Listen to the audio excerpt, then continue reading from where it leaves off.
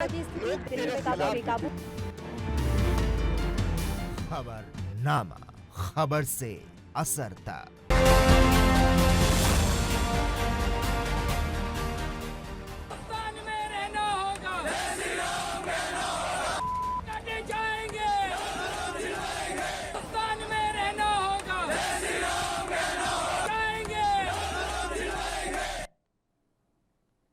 नमस्कार, ANB news देख रहे हैं आप। मैं हूं आपके साथ पल्लवी राजपूत और हमारे खास कार्यक्रम खबरनामा में आप सभी का स्वागत है। देश की राजधानी दिल्ली के जंतर मंतर इलाके में एक मार्च में कथित तौर पर सांप्रदायिक नारे लगाए गए। कथित तौर पर इस मार्च का जो वीडियो है वो इस समय सोशल मीडिया पर वायरल हो रहा है। पुलिस का कहना है कि उसकी इजाजत के बिना इस मार्च को आयोजित किया गया था।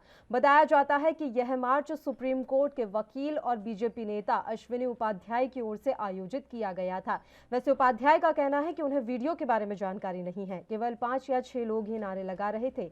उन्होंने कहा कि ऐसे नारे नहीं लगाए जाने चाहिए थे। सोशल मीडिया पर सामने आए वीडियो में मुस्लिमों को राम राम कहने को लेकर धमकी दी जा रही है। दिल्ली के प्रमुख इलाके जंतर मंतर पर आयोजित इस प्रदर्शन में कुछ सदस्य नारे लगा रहे थे और ये नारे कुछ इस तरीके से थे कि हिंदुस्तान में रहना होगा तो जय श्री राम कहना होगा। यह स्थान देश की संसद और शीर्ष सरकारी जो दफ्तर है उनसे कुछ ही किलोमीटर की दूरी पर स्थित है। दिल्ली पुलिस ने इस मामले में केस दर्ज किया है और वीडियो में दिखाए गए लोगों को पहचानने की कोशिश की जा रही है।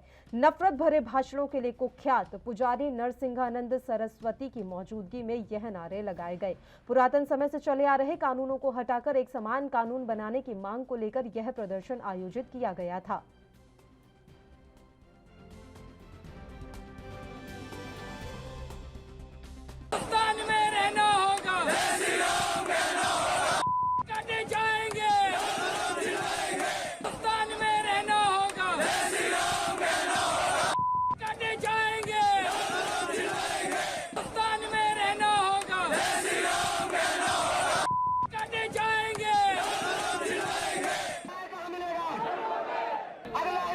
कहाँ मनेगा?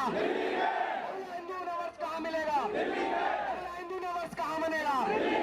ना मेरे बड़े भाई, अगर कोई आपके सामने कहे कि देश किसी के बाप का नहीं है तो सीना ठोक के कहिए देश हमारे बाप दादाओं का है।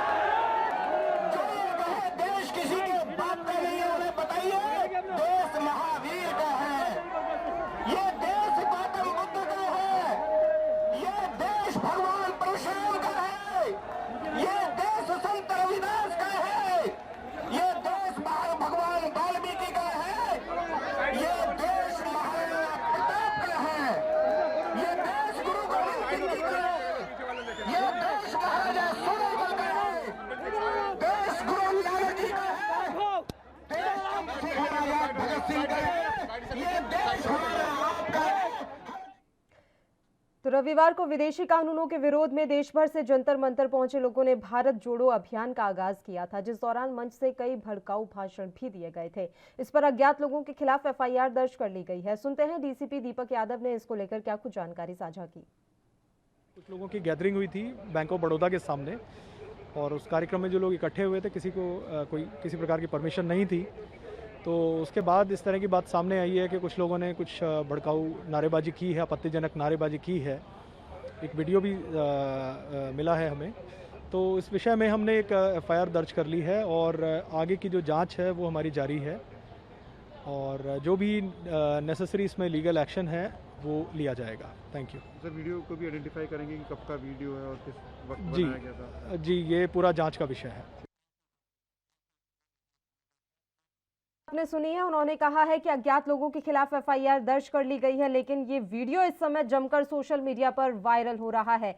जंतर मंतर पर मुस्लिम विरोधी नारे लगाए गए। अब सवाल ये खड़ा हो रहा है कि सांप्रदायिक दुर्भावना की जो ये राजनीति इस समय हमारे देश में हो रही है, इसके लिए जिम्मेदार कौन है? आप कहते हैं हिंदू मुस्लिम भाई भाई, लेकिन इस नारे में कितनी सच्चाई है, इसका जवाब कौन देगा? इस तरह के भाषणों से ये बात साफ तौर पर नजर आ रही है कि किस तरह की ओछी राजनीति इस समय हमारे देश में चल रही है। जंतर मंतर पर मुस्लिम विरोधी जो ये नारे लगाए गए वो कई सवाल खड़े कर रहे हैं। हालांकि दिल्ली पुलिस ने इसको लेकर एफआईआर दर्ज कर ली है और ये भी जानकारी मिल रही है कि संसद में अज़दुद्दीन ओवैसी की तरफ से ये मामला भी उठाया गया और कई सवाल सरकार से दागे भी गए। और इस बीच में दिल्ली पुलिस की तरफ से कार्रवाई कार्रवाई की गई है कि इस वायरल वीडियो को लेकर अज्ञात लोगों के खिलाफ एफआईआर दर्ज की गई है और कोशिश की जा रही है कि जो लोग ये नारे लगा रहे थे उनकी पहचान की जाए और उसके बाद उनकी गिरफ्तारी की जाए। जंतर मंतर की ये वीडियो आपको भी हमने दिखाई है कि किस तरीके से नारे यहाँ पर लगाए जा रहे थे।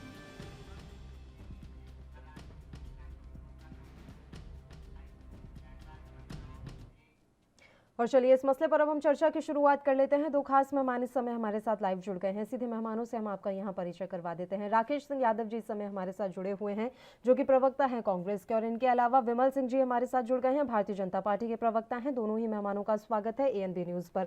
विमल जी, शुरुआत में आपके साथ ही करना चाहूंगी। ये वायरल वीडियो आपने भी देखा होगा और पहले नहीं देखा होगा तो अभी ANB न्यूज पर देख लिया होगा। ये बात खुलकर सामने आई है कि जो ये पूरा मार्च था, ये अश्विनी उपाध्याय जो कि भारतीय जनता पार्टी के नेता हैं उनके द्वारा आयोजित करवाया गया था। क्या समझा जाए इसे सर? क्या चाहते क्या हैं आप लोग? देखिए पल्लवी जी, भारतीय जनता पार्टी के नेता है अश्विनी उपाध्याय जी। उन्होंने जो है ये एक आंदोलन किया था।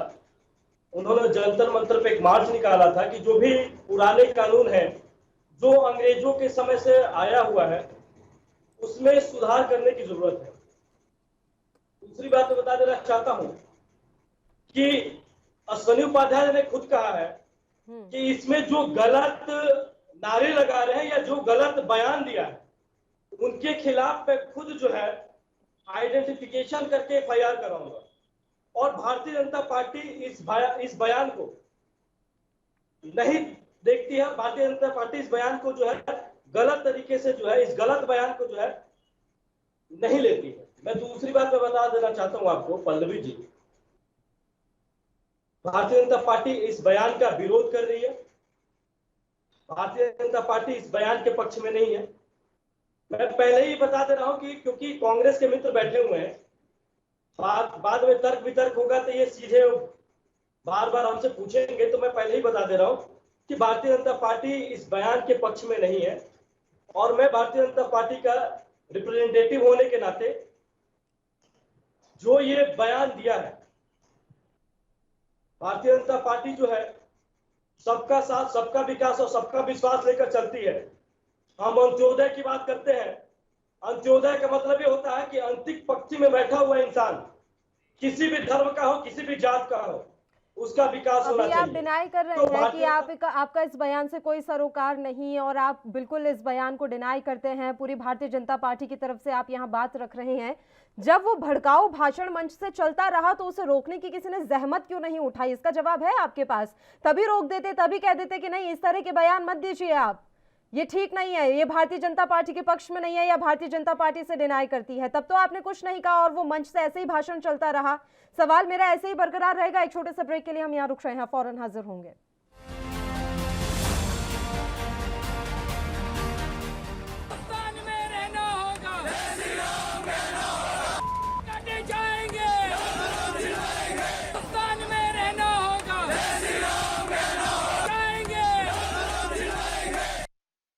ब्रेक के बाद एक बार फिर से आप सभी का स्वागत है। दोनों मेहमान लगातार हमारे साथ जुड़े हुए हैं। एक बार फिर से मेहमानों का रुख कर लेते हैं। राकेश जी, आपका रुख करना चाहूंगा, आपकी भी रिएक्शन मैं इस पे चाहूंगी सर। जिस तरह की ये बयानबाजी यहाँ पर की गई, मेरा सवाल बस सीधा सा है, हिंदू मुस्लिम भाई भाई, ये नारा कब तक इसी तरीके से झूठा साबित होता रहेगा? देखिए, आज जो ये जंतर मंतर पे प्रोग्राम भारतीय जनता पार्टी के सौजन्य से आयोजित हुआ है, वो भारतीय जनता पार्टी का वो चेहरा सामने लाता है जो गोडसेवादी परंपरा को आगे बढ़ाता है। आपने देखा होगा ये नारे आप जो सुना रहे हैं, ये संस्था कौन सी है? Save India foundation. उसमें जो बीजेपी के नेता है उपाध्याय जी, वो प्रीत करके एक और इनके आरएसएस के नेता हैं, हिंदू नेता हैं, हिंदूवादी नेता वो हैं। खुलेआम, सिर्फ दिल्ली नहीं, अनेक स्थानों पर ऐसे आयोजन किए गए। इंदौर में भी एक आयोजन ऐसा हुआ है जहां माइक से धमकी दी गई कि इस हिंदुस्तान में रहना है तो जय श्री राम आपको बोलना होगा। हमारा ये कहना है, कांग्रेस का ये कहना है कि किसी को भी ये हक नहीं है, अगर हिंदुस्तान में रहना है तो जय हिंद कहना होगा। वो जो जय हिंद नहीं बोलेगा वो इस हिंदुस्तान में रहने के काबिल नहीं है। दिल्ली पुलिस अपने आप को सबसे बड़ा देश का पुलिस डिपार्टमेंट मानती है, वो अज्ञात लोगों के खिलाफ मुकदमा दर्ज कर रही है। शर्म आना चाहिए गृह मंत्री जी को। सामने नाम है, सारे लोग मौजूद हैं, उनपे एलएसए लगाएं और अंदर करें उनको। 6 महीने जमानत नहीं होना चाहिए। कश्मीर में आपने क्या करा था? ये नारे लगे थे ना देश विरोधी, तो आपने अंदर करा था कि नहीं करा था? आज क्या हो गया? नाम लिखने में डर लग रहा है। गृह मंत्री थर-थर जूझ रहे हैं, उनकी हिम्मत नहीं हो रही है। ये बीजेपी से उस नेता को निकाली गया, अश्विनी उपाध्याय को। कौन है ये? सुप्रीम कोर्ट का वकील है तो क्या पूरे देश का राजा हो गया? किसी को कुछ भी बोलेगा। जंतर मंतर जैसी जगह पे जब किसानों को जाने देने के लिए आप जब पहुंचने नहीं देते हैं, उनकी चेकिंग करते हैं 10-10 बार, उनके मोबाइल चेक करते हैं, इतनी बड़ी संख्या में असामाजिक तत्व वहां पहुंच गए और देश विरोधी नारे लगा रहे हैं, और उसके बाद पुलिस ये बोल रही है कि हमने अज्ञात लोगों के खिलाफ मुकदमा दर्ज करा। इतना आश्चर्य का विषय है कि एक ही कानून के 2 स्वरूप सामने आए हैं। दूसरी बात, जिस तरीके से आज 9 तारीख है, क्रांति का उदय हुआ था देश की आजादी का, भारतीय जनता पार्टी की ये साजिश हमेशा रहती है, क्योंकि एक भी स्वतंत्रता संग्राम सेनानी उनकी पार्टी में नहीं है, ना उनका योगदान है आजादी में। इसलिए ऐसे आंदोलन, भारत जोड़ो आंदोलन, ये जोड़ने का आंदोलन है। आप तो खंडित करना चाह रहे हैं, खंड खंड में बांटना चाह रहे हैं, पूरे देश को विभाजित करना चाह रहे हैं। क्या मिलेगा देश को ऐसा करके? आप पूछिए इनके गृह मंत्री से, प्रधानमंत्री जी से, बात में ट्वीट करके बोलते हैं, छोटी सी घटना हो जाती है, कोई मुसलमान शामिल रहता है तो ट्वीट करते हैं फलाने चंद जी ने ऐसा किया है। गृह मंत्री बोलते हैं सख्त कार्रवाई की। आज इन लोगों को तो जेल में होना था, जो घर बैठ के पार्टी कर रहे हैं कि सफल आयोजन हुआ है। शर्म आना चाहिए भारतीय जनता पार्टी को। ठीक है, बताइए विमल जी, मेरा सवाल भी बरकरार है सर। जब हो रहा था भड़काऊ भाषण जब दिया जा रहा था, तब क्यों नहीं चुप कराया गया? वहीं पर क्यों नहीं बात रोक दी गई?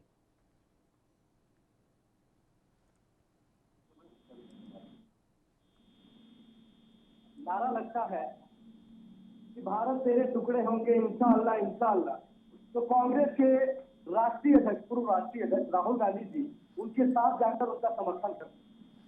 जब देश में नारा लगता है पाकिस्तान जिंदाबाद, तो वहां पे किसी प्रकार का कोई एक्शन नहीं लिया जाता है।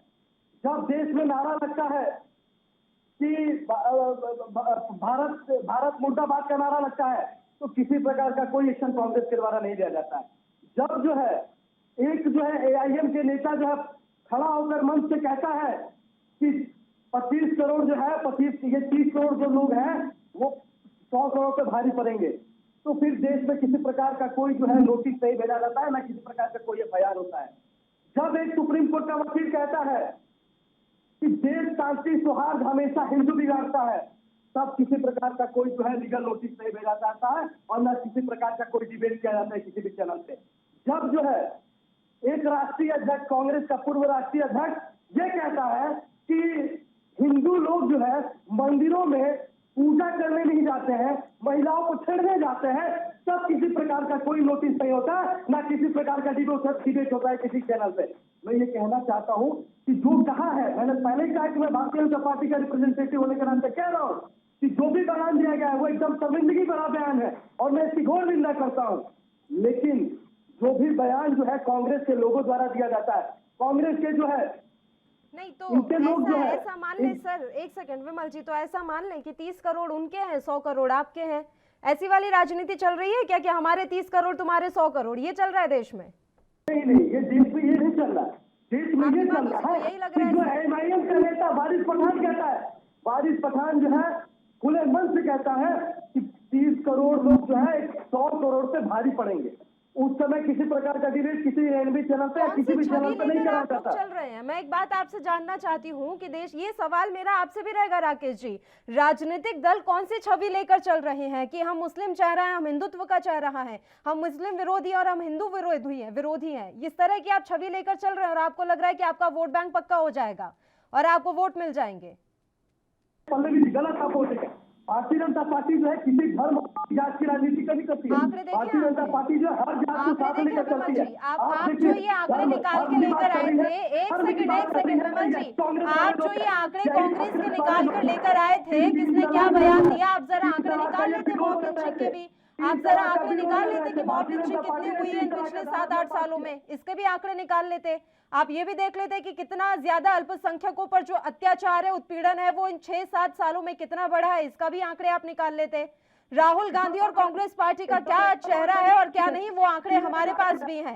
आप अपना भी तो आंकड़ा लेकर बैठते यहाँ पर। पल्लवी जी क्या चीज अल्पसंख्यक की बात कर रही है आप? उस अल्पसंख्यक की बात कीजिए ना, जिसको पाकिस्तान में डराया जा रहा है, जिसको पाकिस्तान में धमकाया जाता है, जो 30 करोड़ से 3 करोड़ पाकिस्तान के अल्पसंख्यकों की आप क्यों, एक सेकंड विमल जी, आपको पाकिस्तान के अल्पसंख्यकों की चिंता है, हमारे देश में जो बैठे हुए हैं उनकी चिंता पाकिस्तान करेगा क्या? मैं ये जानना चाह रही हूँ।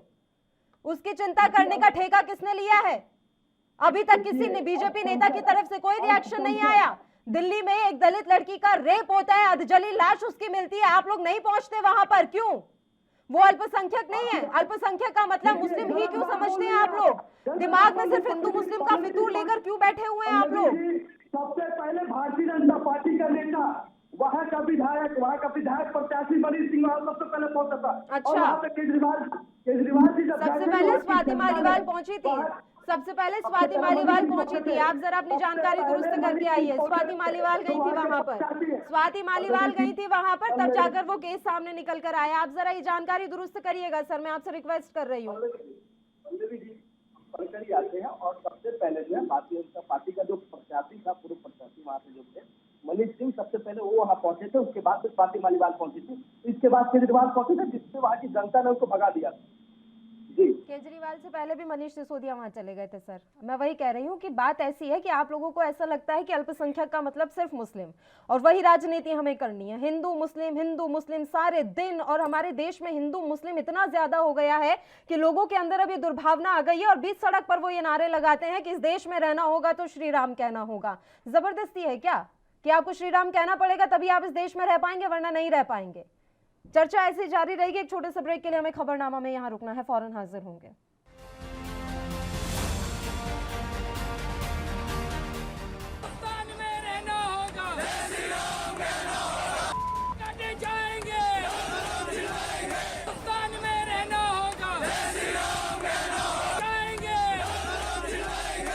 ब्रेक के बाद एक बार फिर से खबरनामा में आप सभी का स्वागत है। राकेश जी, आपका रुख करना चाहूंगी। सर, आप अब उन मुद्दों पर इतना हल्ला मचाते हैं जिनके कारण आप खुद बदनाम हो चुके हैं। पेगासस को लेकर आप इतना चीख रहे हैं, जबकि आप खुद जानते हैं कि आपने कितने ज्यादा फोन टैप कराए हैं, और वो रिकॉर्ड आपके पास भली भांति होगा, मुझे बताने की जरूरत नहीं है। हिंदू मुस्लिम को लेकर आप लगातार चिल्लाते रहते हैं, लगातार आवाज उठाते रहते हैं। आपने तो ऐसे ऐसे बयान दिए हैं राकेश जी, आपकी कांग्रेस पार्टी ने, कि अभी बोल दें तो भी आपको शर्म आ जाएगी सर। कैसे कैसे बयान आपने दिए। आप लोग ऐसा क्यों करते हैं, समझ नहीं आता। कांग्रेस पार्टी ने भी अपनी ये विचारधारा सेट की हुई है कि हमें बस हिंदू विरोधी रहना है और हमें इसी तरह की राजनीति करनी है देश में। ये आपका मत हो सकता है कि कांग्रेस हिंदू विरोधी है, ये मेरा देश मत कांग्रेस ने तब सेट हो आजाद रहा है जब कराया आपके है। बयान हम पढ़ चुके हैं। ये मेरा मत तब जाकर बन रहा है। मैं जवाब तो दूं? हाँ दीजिए आप, लेकिन तार्किक जवाब हाँ, दीजिएगा सर। मैं तार्किक जवाब दे रहा हूँ। ये देश कांग्रेस का है और देश कांग्रेस ने आजाद कराया था, ये तो आप शायद इतिहास में पढ़ चुके होंगे। और भारतीय जनता पार्टी का जो काला इतिहास है वो भी आपने पढ़ा होगा, चाहे वीर सावरकर हो या पंडित दीनदयाल उपाध्याय हो, चाहे श्यामा प्रसाद मुखर्जी हो। इसके बाद आगे बोलने की जरूरत नहीं है कि भारतीय जनता पार्टी कहां से शुरू होती है और कहां समाप्त होती है। ये जो जंतर मंतर का मुद्दा है, ये बिना प्रधानमंत्री और गृह मंत्री के सहमति के जंतर मंतर पर हो ही नहीं सकता था। आज यूपी के चुनाव आने वाले हैं, 5 राज्यों के चुनाव हैं, बेरोजगारी इतनी ज्यादा है पूरे देश में, कोरोना से बुरे हाल हो चुके हैं, हर जगह मौतों का अंबार लग गया है। इन बातों को छुपाने के लिए सबसे अच्छा जरिया होता है राम मंदिर का, तो मसला समाप्त हो गया, अब क्या करेंगे? तो अब हिंदू मुस्लिम वाला भूत जागृत करो। 200 कानून का जो मसला लेके आ रहे हैं उसके लिए मैदान की जरूरत नहीं है, आप सुप्रीम कोर्ट में जा सकते हैं, वो बता सकते हैं कि अंग्रेजों के जमाने के कानून हटाइए, या प्रधानमंत्री जी को पत्र लिख सकते हैं। लेकिन एक पूरा हुजूम एकत्रित करके वहां एक समाज, एक धर्म के विरुद्ध नारे लगाना और वो पूरे प्रचारित करना पूरे देश में, उसका वीडियो पूरे देश में प्रचारित हो रहा है। एक छोटा सा ट्वीट अगर कर देते हैं तो आप पाबंदी लगाने, FIR कराने पहुंच जाते हैं। आज दिल्ली पुलिस अज्ञात लोगों के खिलाफ FIR लिख रही है, वहीं से सिद्ध होता है कि गृह मंत्री के क्या निर्देश हैं, प्रधानमंत्री के क्या आदेश होंगे। और ये मुद्दा अब रुकने वाला नहीं है। भारतीय जनता पार्टी के पास करे हुए काम साथ, जो देश की GDP हो तो -23 है, तो आपको पता है कांग्रेस कभी भी इतना नहीं ले गई। आप कितना भी कांग्रेस को कोस लें, कांग्रेस के जमाने में पेट्रोल 70 रुपए से ऊपर नहीं गया था, इस पे आप एग्री करेंगे। खाने का जो तेल था 60-65 रुपए से ऊपर नहीं गया था, इस पे आप एग्री करेंगे। बेरोजगारी की दर ये नहीं थी, इस पे आप एग्री करेंगे। इसके बाद भी आप कांग्रेस को गालियां दीजिए, मुझे ऐतराज नहीं है। लेकिन जो 7 साल में हुआ है, जो देश देख रहा है, उसके बाद हिंदू मुस्लिम का नारा शुरू हुआ है, इस पे चुनाव ले जाने की कोशिश होगी तो देश की जनता इतनी त्रस्त हो चुकी है, मुझे नहीं लगता कि अब इस तरह के नेता अश्विनी उपाध्याय जैसे या ऐसे समीकरण अब देश में चल पाएंगे। ओवैसी जैसे नेता, ये सब ए और बी टीम भाजपा की हो सकती है, कोशिश कर सकती है, लेकिन देश का संविधान खंडित करने की कोशिश करना, देश को बांटने की कोशिश करना। ठीक है सर, देश को बांटने की किसने कितनी कोशिश की है सब जानते हैं। मैं ये जानना चाह रही, अभी आपने कहा कि वो कानूनों को लेकर जो ये लड़ाई लड़ रहे थे, जंतर मंतर पर ये पहुंचे थे, सुप्रीम कोर्ट चले जाते, आपके पास भी तो था ऑप्शन, आपने तो संसद ही नहीं चलने दी सर। पेगासस के मसले पर चले जाते सुप्रीम कोर्ट, कृषि कानूनों का मसला तो पहले से सुप्रीम कोर्ट में चल रहा है, लेकिन नहीं था ना चैन, संसद की कार्यवाही होती रही बाधित, और अभी भी आप लोग जहां था इसी तरह का प्रदर्शन करते रहते हैं। अब कुछ नहीं मिल रहा है तो ट्विटर का अकाउंट जो है सस्पेंड कर दिया है राहुल गांधी का, तो इस बात पर आज एनएसयूआई ने पूरे दिल्ली में प्रदर्शन किया, क्यों किया आप? और अभी सबसे मजे की बात सुनिएगा, कांग्रेस लगातार ये बात कह रही थी कि ट्विटर के साथ क्या लड़ाई चल रही है भारतीय जनता पार्टी की, भारतीय जनता पार्टी तो ट्विटर के पीछे पड़ गई है, भारतीय जनता पार्टी तो ट्विटर पर कार्रवाई करती है। अब आपको ये लग रहा है कि ट्विटर से अकाउंट आपका राहुल गांधी का जो है सस्पेंड भारतीय जनता पार्टी ने करा दिया? तो हमने कहा ऐसा कौन सा बयान दिया है, आप बता दीजिए पटल। अरे कौन सर सा बयान देखिएगा, आज दिल्ली में एनएसयूआई ने प्रदर्शन किया है, वो प्रदर्शन उन्होंने अपने मन से कर दिया होगा, उसकी जानकारी आपको भी नहीं होगी। उन्होंने नहीं है जानकारी, वो ट्विटर को ट्वीट को लेकर प्रदर्शन करा है। सुप्रिया श्रीनेत ने प्रेस वार्ता की, सुप्रिया श्रीनेत ने प्रेस वार्ता की, सुप्रिया श्रीनेत भारतीय जनता पार्टी की हैं क्या? उन्होंने भी पीसी की सर, कल ही पीसी की है उन्होंने, आपने देखी होगी उनकी पीसी ट्विटर को लेकर। मैंने देखी है, मैं वही बोल रहा हूँ कि हमने ये मांग नहीं करी कि ट्विटर को प्रतिबंधित कर दें, उनको धमकाया प्रतिबंधित नहीं, आप मेरी बात गलत ले गए। मैं ये बात कहना चाह रही हूँ, आ रही हूँ विमल जी, 2 मिनट का टाइम दीजिए। मैं आपको ये कह रही हूँ कि आप पहले लगातार ये बात कहते रहे कि ट्विटर पर सख्ती बरती जा रही है सरकार की तरफ से, सरकार जानबूझकर ट्विटर को परेशान कर रही है। अब जब राहुल गांधी का ट्विटर अकाउंट सस्पेंड किया गया तो आप ये कहने आ गए कि भारतीय जनता पार्टी ने करवा दिया। हमें हमारी बात रखने का हक तो है ना देश में, कि वो भी नहीं, वो भी छीन लिया है, इतनी तानाशाही हो गई है। हमने ये बोला था कि ट्विटर को आप दबा रहे हैं, हमने आज ये नहीं बोला, हमने ये बोला कि भारतीय जनता पार्टी ने सस्पेंड कराया, ये नहीं बोला कि ट्विटर पे हमने दबाव बनाया कि वापस इसको आप लागू कर दीजिए, शुरू कर दीजिए।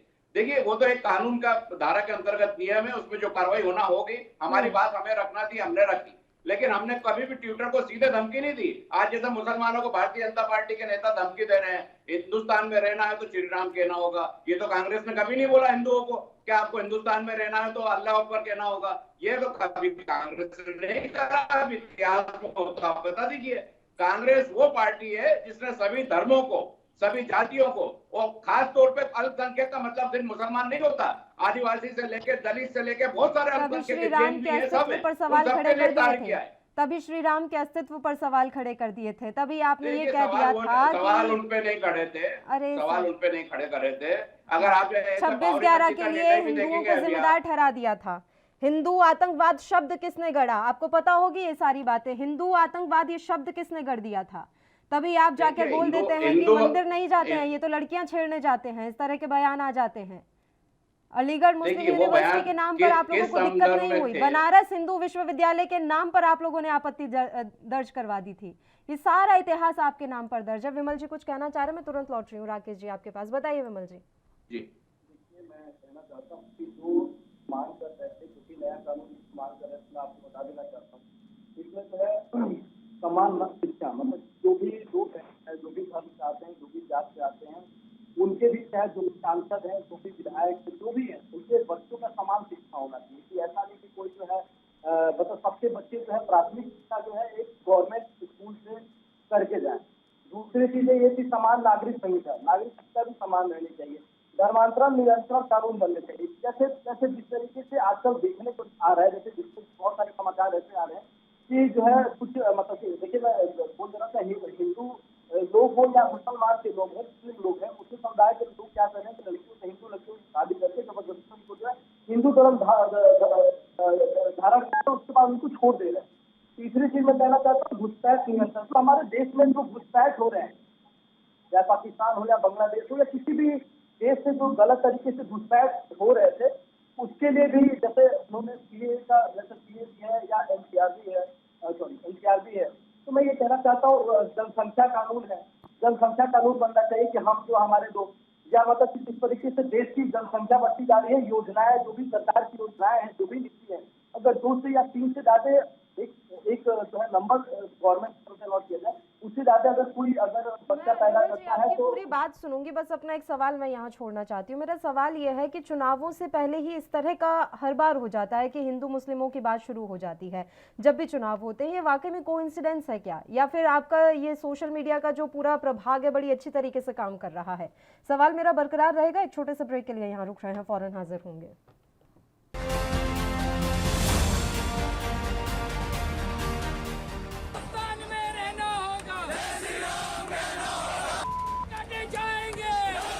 ब्रेक के बाद एक बार फिर से खबरनामा में आप सभी का स्वागत है। दोनों मेहमान लगातार हमारे साथ जुड़े हुए हैं। सर, समय की कमी है इसलिए मुझे दोनों ही मेहमानों से फाइनल कमेंट लेना है। तो पहले विमल जी, मैं आपके पास ही आना चाहूंगी, आप जल्दी से अपनी बात पूरी कर लीजिए। राकेश जी से भी मुझे आखिरी कमेंट लेना है, बताइए। पल्लवी जी, मैं आपकी बातों का कटाक्ष कर रहा हूँ। जिस तरीके से आपने बोला है कि जब जो है चुनाव आता है, भारतीय जनता पार्टी जो है इस्तेमाल करने में क्या था, चुनाव के बाद हमने जो है भारतीय जनता पार्टी ने जो कहा था कि 3 तलाक जो है धारा हम बनाएंगे, अगर कोई तलाक कहता है तो उसको तलाक दिए, उससे धाराएं लागू की जाए। भारतीय जनता पार्टी ने टक्कर के दिया था और कांग्रेस को आपत्ति हुई। दूसरी चीज मैं बता देना चाहता हूँ, जिसके घर कांच के होते हैं वो दूसरे घर में पत्थर नहीं मारते। तो मैं यही कहना चाहता हूँ कि देखिए, भारतीय जनता पार्टी ने इस बयान का घोर जो है विरोध किया है, और जो है ये बयान जो है जिसने भी बोला है उसके ऊपर जो है पुलिस की कार्रवाई की हम भी मांग मांगे। ट्विटर के जरिए मैं भी अभी पोस्ट कर डालूंगा कि इस तरीके का जो भी बयान दिया है उसके ऊपर जो भी ठोस कार्रवाई है वो करनी चाहिए, कि दोबारा इस तरीके का बयान जो है वो ना। बताइए, जिनके खुद के घर कांच के होते हैं वो दूसरों के घरों पर पत्थर नहीं फेंकते। राकेश जी, देखिए, भारतीय जनता पार्टी के नेता हैं, भारतीय जनता पार्टी के प्रवक्ता हैं, वो गिना रहे हैं कि ये कानून होना चाहिए, ये कानून होना चाहिए। 7 साल से भारतीय जनता पार्टी के प्रधानमंत्री हैं, तो क्या कर रहे, जान वजीर बजा रहे हैं वहां बैठ के? क्यों नहीं कानून बदले? किसने रोका था? रात में काला कानून, कृषि कानून बना दिया था, 200 ये भी हटा देते, किसने मना करा? ये बातें सिर्फ बरकलाने की है। आपका मुद्दा सिर्फ सीधा है कि कैसे हिंदू मुस्लिम मुद्दा खड़ा हो, कैसे वो तैयार हो। अगर ईमानदार हैं तो एनएसए की कार्रवाई कीजिए। उपाध्याय पे और वो जो अन्य लोग हैं, सब नामजद लोग हैं, उनके तो फोटो है, मीडिया में नाम छपे हैं, उनको तो जेल में डालिए। आप नहीं कर सकते, आप गिरफ्तारी भी नहीं होगी। अज्ञात के खिलाफ एफआईआर है, इससे पता चलता है कि गृह मंत्री का क्या रोल है और प्रधानमंत्री की क्या मंशा है। सिर्फ दिखावा है। कभी होता है कांग्रेस पार्टी अपने खिलाफ भी आंदोलन करेगी और अपनी मांग जनता के सामने ले जाएगी। भारतीय जनता पार्टी के नेता खुद ही अपने प्रधानमंत्री के खिलाफ आंदोलन कर रहे हैं, बोल रहे हैं ये मांग हमारी पूरी करो। उसके बाद नारे लग रहे हैं इस देश में रहना होगा तो श्री राम कहना होगा। मुद्दा सिर्फ हिंदू मुस्लिम, और बहाना इतना बड़ा देश जोड़ो अभियान, ये तो देश तोड़ो अभियान है। इनको जेल में डालना चाहिए, पर वो कभी नहीं होगा, क्योंकि भारतीय जनता पार्टी की न्यूज जो रखी गई है वो तोड़ फोड़ से रखी गई है। आने वाले वक्त में क्या कुछ कार्रवाई की जाती है। आप दोनों ही मेहमानों का शुक्रिया अदा करना चाहूंगी, तमाम चर्चा करने के लिए आप हमारे साथ जुड़े। तो ये जो वीडियो वायरल हो रहा है वो कई तरह के सवाल खड़े कर रहा है।